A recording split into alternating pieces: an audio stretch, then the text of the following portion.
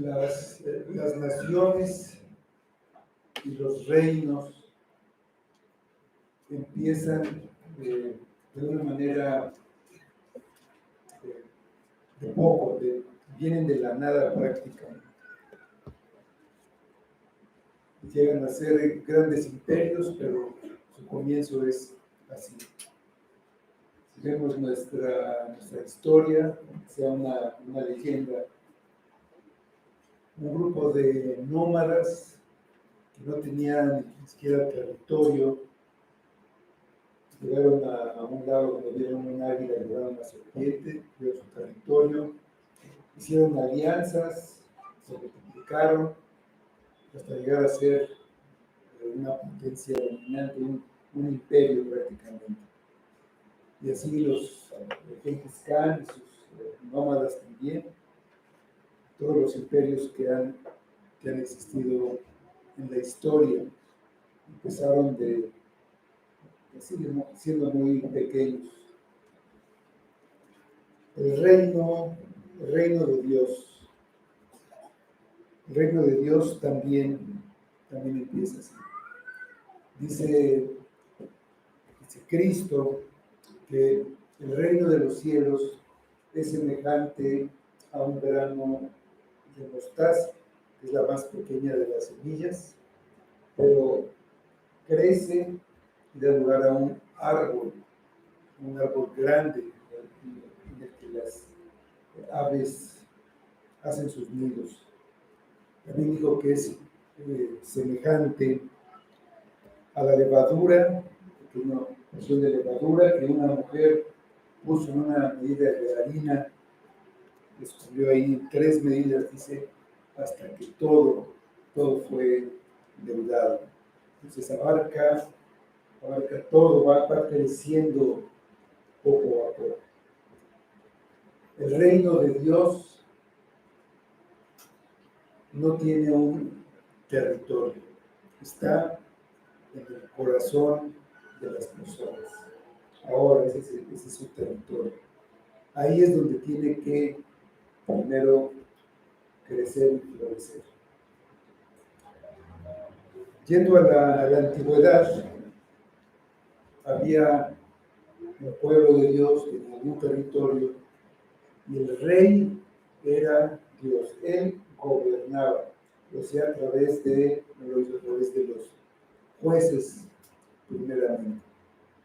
Pero el rey era Dios, el gobernante. Después hubo un reino, que era un reino conforme al corazón del hombre. Hubo un rey, el rey Saúl, y después ese reino dio paso al reino de Dios con el rey ungido por Dios, el rey que Dios había designado. En el capítulo 2 de 2 de Samuel, en el versículo 4,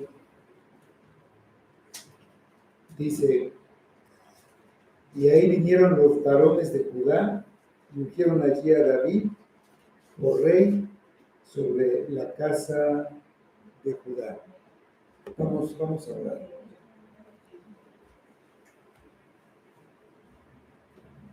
Señor, te damos gracias por tu misericordia, por la obra que tú estás haciendo en tu reino, en traer el reino a nosotros.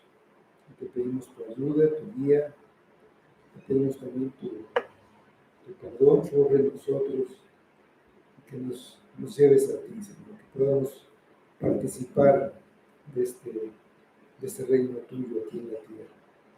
Obra en nosotros, Padre, usa tu palabra, usa tu espíritu de una manera especial en este día, tu pueblo aquí reunido, y pedimos que todo sea para tu gloria. En el nombre de Cristo. Amén. Bueno, según hemos estado viendo, el rey Saúl murió, también su hijo Jonatán, que era el primogénito y heredero al trono según la tradición y las costumbres humanas. Y esa muerte de Saúl significó para David el fin de sus años huyendo a causa de una injusta persecución de Saúl, que lo obligó a vivir como un fugitivo. Pero todos esos años tenían un propósito a través de los sufrimientos y tribulaciones. Dios lo había estado preparando para que se sentara en el trono de Israel, que le había prometido el profeta Samuel, que lo ungió cuando él era un pastor de ovejas.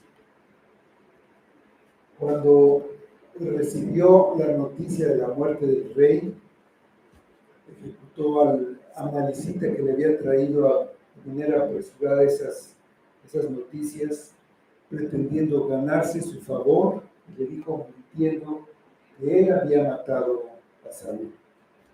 David lamentó profundamente esas muertes y tomó un tiempo de duelo. La nación había sufrido enormes pérdidas a mano de los filisteos. Los habitantes habían huido de sus ciudades y no había rey, no había gobernante. Se necesitaba con urgencia que alguien se pusiera al frente del gobierno y le diera una dirección al país. Se justificaba que David tomara el trono por la fuerza. Él era el rey ungido. Sin embargo, no se precipitó. Decidió que solo llegaría al trono cuando Dios lo dispusiera. No tenía ningún sentido forzar los acontecimientos si no estaban de acuerdo con la voluntad de Dios. Un principio de vida para todos. Forzar no tiene sentido forzar las cosas para que se haga algo si no está de acuerdo con la voluntad de Dios. Pues primero, ser rey sobre Judá. Dice el versículo 1 de nuestro capítulo. Después de esto aconteció que David consultó a Jehová, diciendo: ¿subiré a alguna de las ciudades de Judá? Y Jehová le respondió: sube. David volvió a decir: ¿a dónde subiré? Y él le dijo: a Hebrón. Empieza una nueva etapa en la vida de David. Las circunstancias habían cambiado. Tenía que tomar decisiones importantes. Debía regresar al territorio de su nación, particularmente a Judá, solamente porque Saúl había muerto. Eso lo haría posiblemente aparecer como un oportunista. Pero él no debía preocuparse por lo que pensaran los hombres. Lo que le debía preocupar era la opinión de Dios. Cuando consultó con su propio corazón, tomó decisiones equivocadas. Cuando se fortaleció en Dios, tuvo éxito. No quiso dar un solo paso hasta que el Señor le hubiera manifestado su voluntad sobre su regreso con su pueblo. El ejemplo de David nos recuerda que en todas las cosas debemos buscar la voluntad de Dios, por los medios que tenemos, principalmente por medio de la oración, teniendo fe en sus promesas.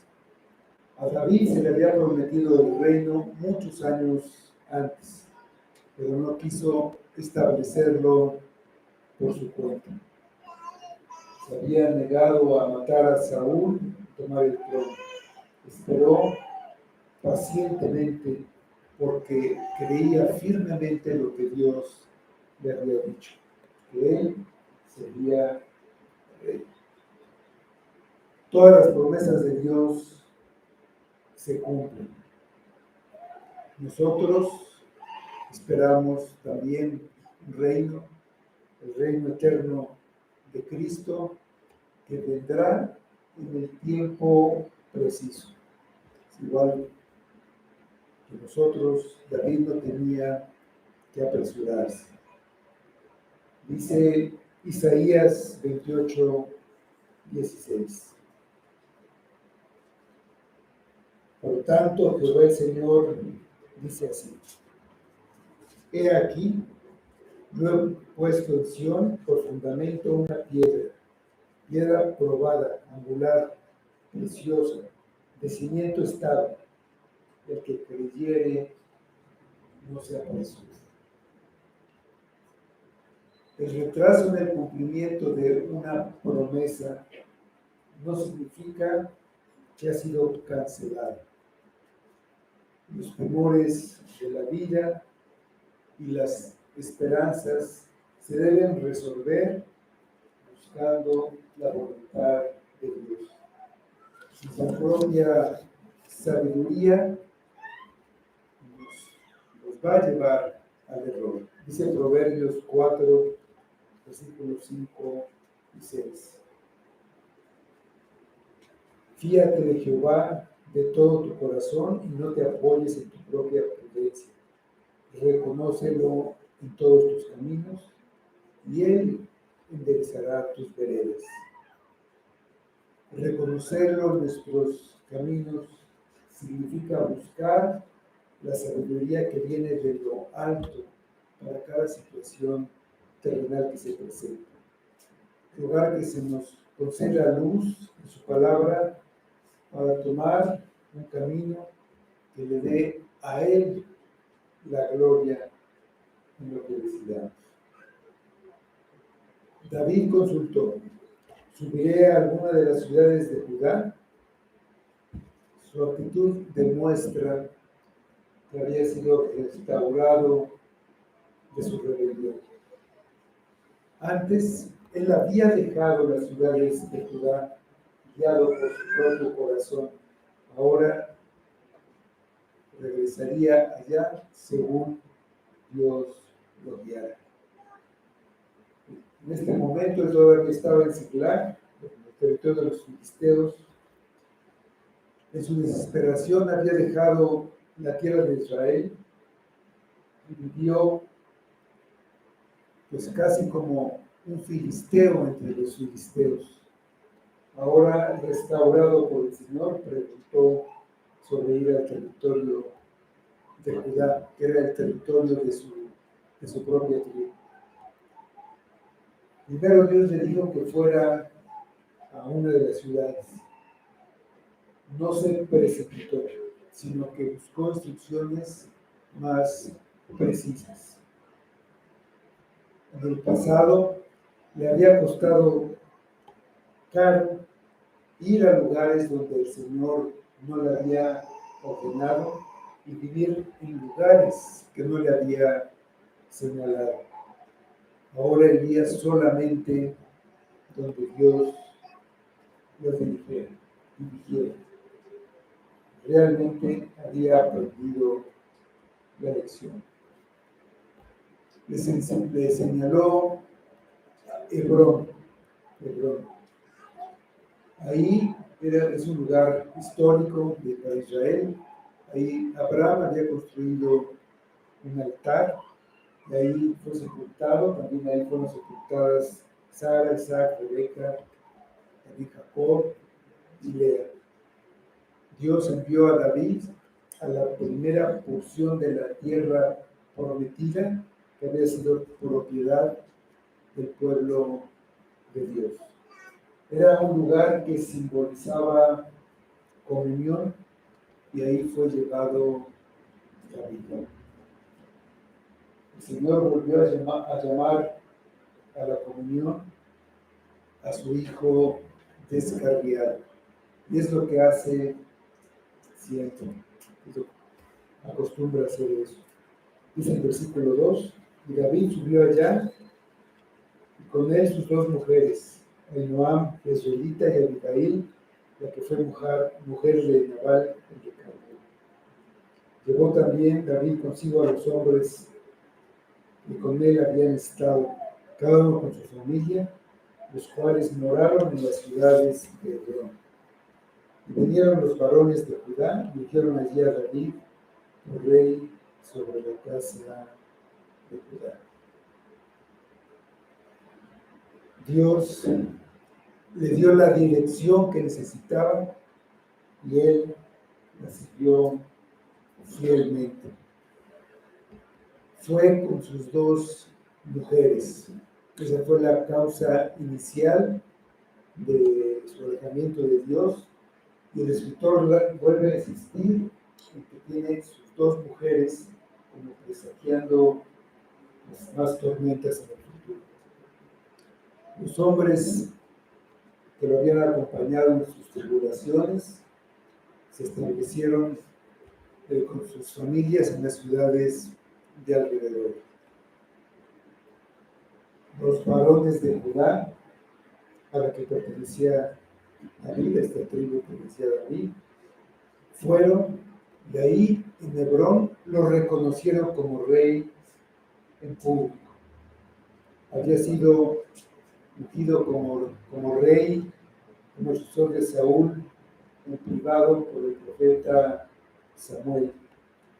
Esta unción en público no podía llegar hasta que David hubiera enderezado su camino. Y eso se dio cuando regresó al territorio. Cuando había salido, había posiblemente desobedecido. Pero David no se apoderó del trono. Fueron los de Judá, los ancianos de esta tribu, se acercaron a él y lo ungieron por rey. Era mucho mejor dejar que Dios lo levantara antes que él se levantara a sí mismo. Nuestro esfuerzo debe ser por avanzar el reino de Dios, no por avanzar nosotros. Los hombres de Judá sabían, igual que el resto del pueblo, todo Israel, esas promesas de Dios a través de Samuel. Todos sabían que David sería el sucesor de Saúl. Estos varones de Judá reconocieron la voluntad de Dios y eligieron a David, pero ellos no podían hablar por las otras tribus. Cada tribu, aunque estaban unidas en la misma nación, tenían una cierta independencia. El reino de Dios finalmente se hace visible en el mundo, pero solamente para los que por gracia tienen ojos para ver y reconocer al Rey. El Rey escogido por Dios gobierna visiblemente en la tierra por primera vez. Antes había un rey, pero era el rey conforme al corazón del hombre, como hemos dicho. Es un reino de comienzo humilde. David todavía no es rey de todo Israel. Por ahora solamente una tribu lo reconoce. Sin embargo, sigue siendo el reino de Dios establecido concretamente en la tierra. Es un inicio modesto, humilde, que pasa desapercibido para el mundo. De la misma manera, el reino de Mesías, el hijo de David, tuvo un inicio insignificante en Belén. pero creció y seguirá creciendo hasta que llene toda la tierra. Sigue diciendo nuestro texto, segunda parte del versículo 4, y dieron aviso a David diciendo: los de Jabes de Galad son los que sepultaron a Saúl. Entonces envió David mensajeros a los de Jabes de Galad diciéndoles: benditos seáis vosotros de Jehová, que habéis hecho esta misericordia con vuestro Señor, con Saúl, dándole sepultura. Ahora pues, Jehová haga con vosotros misericordia y verdad, y yo también os haré bien por esto que habéis hecho. Esfuércense pues ahora vuestras manos y sed valientes, pues muerto Saúl, vuestro Señor, los de la casa de Judá me han ungido por rey sobre ellos.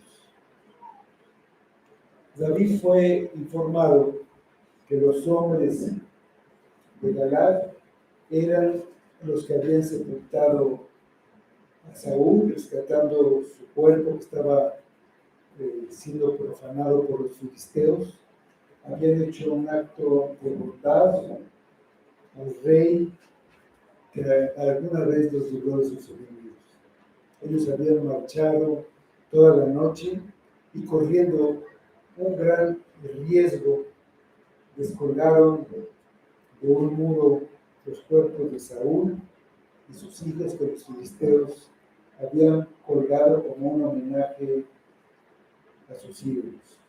Les dieron una sepultura digna. Estos hombres mostraron un agradecimiento a Saúl con hechos. En la última batalla, el ejército de Saúl había huido, todos habían huido, pero ellos permanecieron fieles, totalmente leales a Saúl. Pero ahora, con Saúl muerto, el pueblo necesita un verdadero rey. David les envió mensajeros agradeciéndoles lo que habían hecho, les reconoce su valor, los bendice y les hace la promesa de hacerles bien a ellos por el bien que hicieron. Como rey, les dará un bien mayor, les dará una recompensa por su generosidad. Y es lo que Cristo hace. Así lo prometió a sus discípulos. En Mateo 10, 42, dice: y cualquiera que dé a estos, que dé a uno de estos pequeñitos un vaso de agua fría, solamente por cuanto es discípulo, de cierto os digo que no perderá su recompensa. Por último, los invita a participar de su reino. Les pide que sean los primeros que no pertenecen a la tribu de Judá en reconocer la realeza que le ha dado Dios. Los llamó a someterse al nuevo reino de Dios. Su llamado está lleno de gracia. Es un llamado humilde y amoroso. También muestra un poco del carácter del hijo más grande de David, cuando llamó a otros a venir a su lado. Mateo 11, 28 a 30. Venid a mí todos los que estáis trabajados y cargados, y yo os haré descansar. Llevad mi yugo sobre vosotros y aprended de mí, que soy manso y humilde de corazón, y hallaréis descanso para vuestras almas, porque mi yugo es fácil y ligera mi carga. Todos saben que el Mesías ungido, el Rey verdadero, designado por Dios para el trono del reino eterno, es Jesucristo. Y Él llama a los que están fuera a venir. Con los que acuden a ese llamado, se va expandiendo el reino de Dios. Llama a los que viven en un reino derrotado y en ruinas, en un reino controlado por el pecado, en un reino gobernado y centrado en el hombre. Los llama a que se sometan a la autoridad del nuevo reino. Hay un reino rebelde, dice el versículo 8. Pero Abner, hijo de Ner, general del ejército de Saúl, tomó a Isboset, hijo de Saúl, y lo llevó a Mahanaim. Y lo hizo rey sobre Galad, sobre Jesús, sobre Jezreel, sobre Efraín, sobre Benjamín y sobre todo Israel. De 40 años era Isboset, hijo de Saúl, cuando comenzó a reinar sobre Israel, y reinó 2 años. Solamente los de la casa de Judá siguieron a David, y fue el número de los días que David reinó en Hebrón sobre la casa de Judá, 7 años y 6 meses. Con la muerte de Saúl hay un reino dividido. El nuevo rey ha llegado, pero la realidad siempre ha sido que los hombres no dan la bienvenida al reino de Dios. Desde el principio, el hombre quiso ser independiente de Dios, quiso vivir según sus propias reglas, diciendo lo que estaba bien y lo que no. No quiso someterse a la autoridad del rey, del que lo había creado. El deseo del hombre siempre ha sido reinar como Dios, sabiendo lo que sabe Dios. El hombre quiso ser como Dios, dice Génesis 3, versículos 4 y 5. Entonces la serpiente dijo a la mujer: no moriréis, sino que sabe Dios que el día que comáis de él, serán abiertos vuestros ojos y seréis como Dios, sabiendo el bien y el mal. El hombre tomó como cierta la mentira de la serpiente y comió del árbol. Queriendo ser libre, se sometió a la autoridad de la serpiente y del pecado, y se hizo esclavo. Pertenece a ese reino, y lo más sorprendente es que no quiere dejar, no quiere aceptar el gobierno de Dios. Hay 2 reinos en el mundo, solo 2 reinos. Estamos en el uno o en el otro. ¿En cuál estás en este momento? Has oído el llamado de Cristo: vengan a mí. Ese llamado es para todos, todos los que están cansados y cargados. El reino se opone, el reino contrario de Cristo está opuesto. Aquí es el ejército de Abner. Abner era el primo de Saúl y fue el comandante de sus ejércitos por muchos años. Él conoció a David por primera vez cuando David mató a Goliat. David una vez reclamó a Abner cuando tuvo la oportunidad de matar a Saúl, pero no lo hizo. Le dijo que había fallado en proteger a su señor, a su rey. Abner tiene el corazón malvado que tienen todos los hombres, que tenemos todos los hombres. No queremos ir al reino de Dios.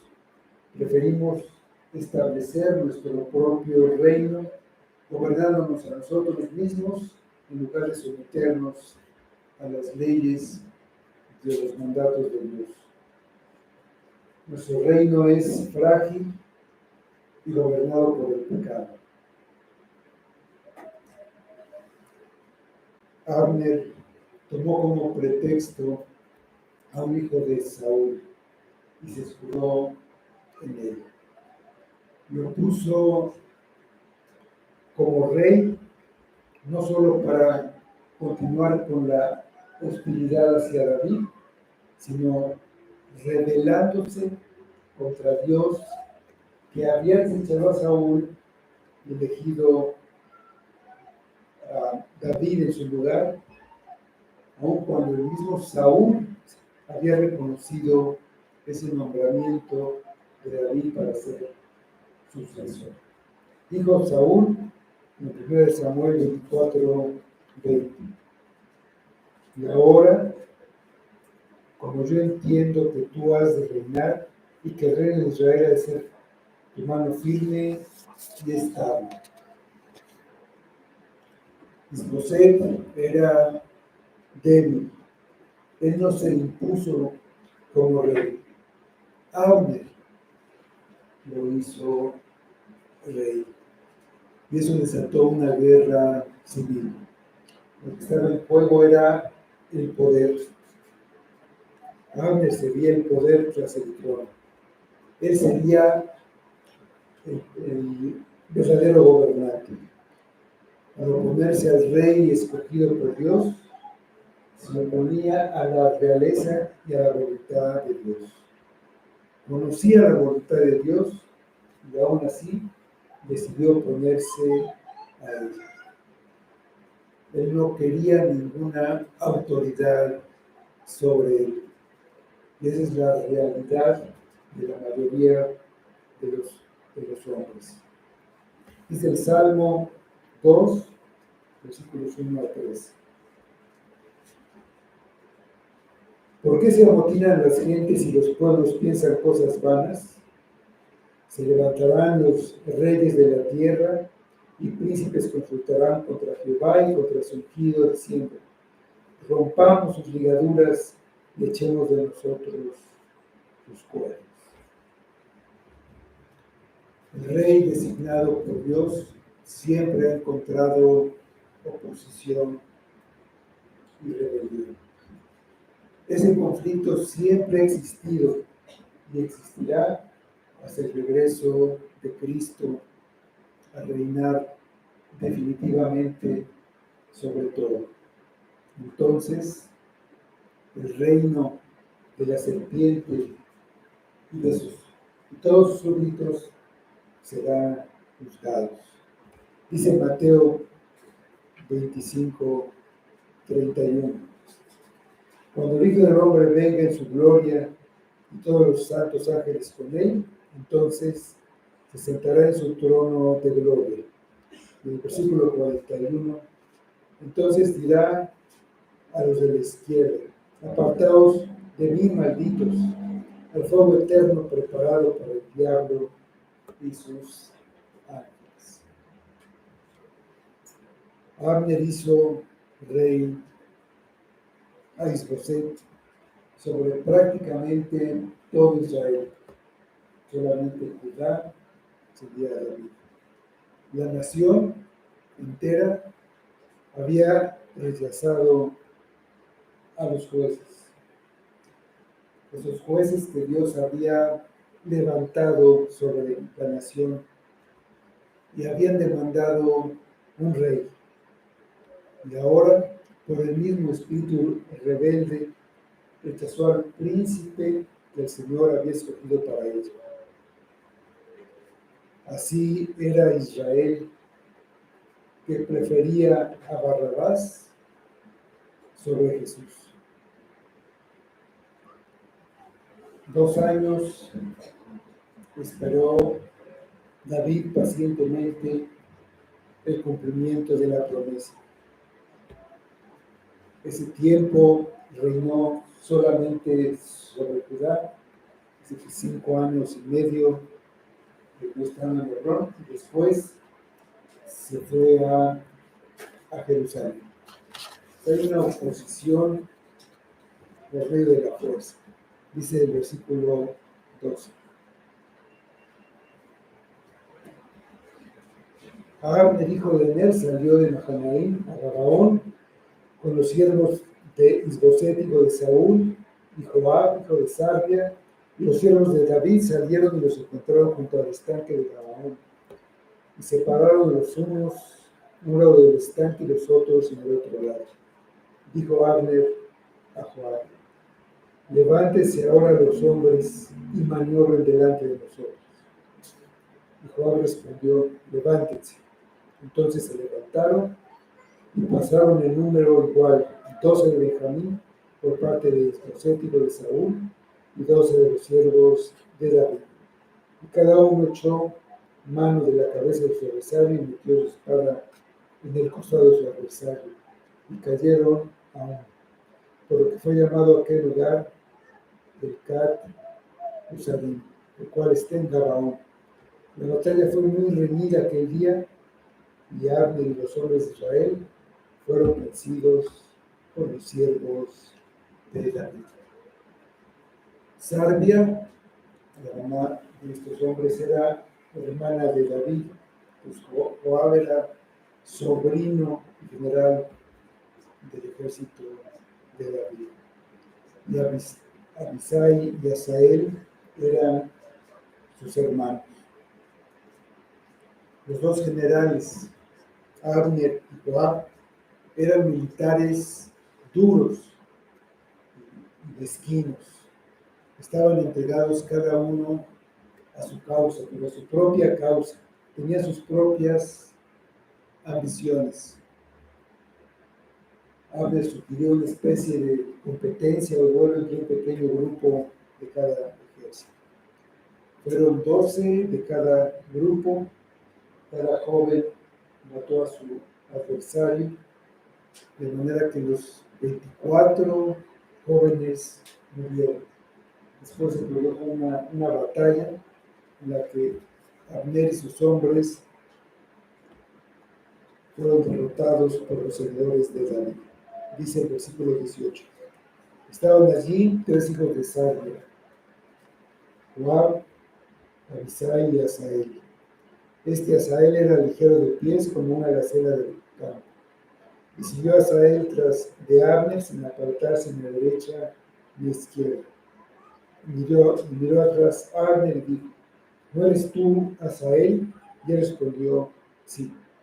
Entonces Abner le dijo: apártate a la derecha o a la izquierda, y echa mano de alguno de los hombres y toma para ti sus despojos. Pero Asael no quiso apartarse de en pos de él. Y Abner volvió a decir a Asael: apártate de en pos de mí. ¿Por qué herirte hasta derribarte? ¿Cómo levantaría yo entonces mi rostro delante de Joab tu hermano? Y no queriendo herirse, hirió a Asael con el regatón de la lanza por la quinta costilla y le salió la lanza por la espalda y cayó ahí. Y murió en aquel mismo sitio. Y todos los que venían por aquel lugar donde Asael había caído, estaba muerto, se detenían.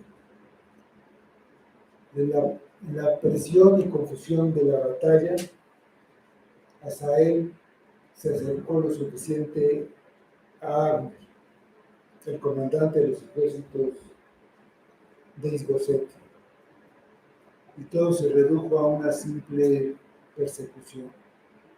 Asael era muy rápido, era muy veloz, corría como pocos, y si atrapaba a Abner seguramente lo mataría. Parece que lo perseguía para tener la gloria de matar al comandante del ejército rival. Abner le pidió que lo dejara de seguir y que tomara botín de algún otro porque no quería matar. Sin embargo, Asael no quiso retirarse. Él estaba determinado a matar a Abner y derrotar a los ejércitos que se oponían a David. Abner tomó su lanza, se la arrojó, lo atravesó y ahí murió. Abner mató a Asael en defensa propia. No tenía alternativa.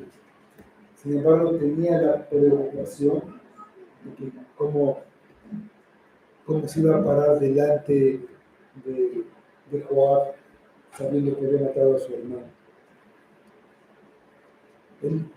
Él se defendió, era totalmente justificado. Y esta obsesión que tenía, este miedo, pues era real. Joab se obsesionaría con negar la muerte de su hermano. Dice el versículo 24, mas Joab y Abisai siguieron a Abner, y se puso el sol cuando llegaron al collado de Ama, que está delante de Gia, junto al camino del desierto acabado. Y se juntaron los hijos de Benjamín en pos de Abner, formando un solo ejército. Hicieron alto en la cumbre del collado. Y Abner dio voces a Joab diciendo: ¿consumirá la espada perpetuamente? ¿No sabes tú que el final será amargura? ¿Hasta cuándo no dirás al pueblo que se deba de perseguir a sus hermanos? Y Joab respondió: vive Dios, que si no hubieses hablado, el pueblo hubiera dejado de perseguir a sus hermanos desde esta mañana. Entonces Joab tocó el cuerno, y todo el pueblo se detuvo y no persiguió más a los de Israel ni peleó más. Joab y Abisai tenían ahora una razón más para perseguir a Abner. Querían vengar la muerte de su hermano. Entonces siguieron persiguiendo a Abner y a sus hombres hasta el anochecer, hasta que Abner suplicó que dejaran de perseguirlos. Las palabras de Abner reflejan una cierta actitud de reconciliación, considerando la tragedia que es una guerra civil y, de cierta manera, reconociendo a ambos ejércitos como parte de un mismo pueblo. Abner exigió a Joab que dejara de perseguir a sus hermanos. Joab le recordó a Abner que fue el primero en llamar a la guerra. Él fue el que dijo que maniobraran y por él empezó la batalla. Joab, sin embargo, dejó de perseguir a Abner. Tocó en el cuerno la orden de retirar. Dice el versículo 29, y Abner y los suyos caminaron por el Arabá toda aquella noche, y pasando el Jordán cruzaron por todo Mitrón y llegaron a Janaín. Y Joab también volvió de perseguir a Abner, y juntando a todo el pueblo, faltaron de los siervos de David 19 hombres y Asael. Los siervos de David hirieron a los de Benjamín y a los de Abner a 360 hombres, los cuales murieron. Tomaron luego a Asael y lo sepultaron en el sepulcro de su padre en Belén, y caminaron toda aquella noche Joab y sus hombres, y les amaneció en Hebrón. La derrota fue severa para Israel. Abner y el ejército de Isboset perdieron 360 hombres, mientras que el ejército de David solo 20. Que Joab hubiera aceptado la petición de paz de Abner cuando estaban debilitados, cuando estaban en fuga, ocasionó que la guerra se prolongara. Cuando nosotros intentamos hacer paces entre el Rey Jesús y el rey de nuestro yo dentro de nosotros, el resultado es una larga guerra, una guerra amarga. Es mucho mejor simplemente rendirse y someterse al reinado de Jesús. Nuestra vida en este mundo, mientras no se establezca el reino de Cristo, es una guerra civil. La carne, el reino de Saúl, lucha contra el espíritu, el reino de David. El conflicto es amargo y es continuo. Dice Gálatas 5:17. Porque el deseo de la carne es contra el espíritu y el espíritu es contra la carne, y estos se oponen entre sí para que no hagáis lo que queréis. Nuestro yo, nuestra carne, trata de mantener, aunque sea algunas posiciones. Pide paz porque no quiere morir. Nuestra carne nunca quiere ser crucificada con Cristo. Si no la acabamos cuando tenemos la oportunidad, regresará más fuerte. Estamos en peligro de que la siguiente vez nos derrote. Vamos a hablar.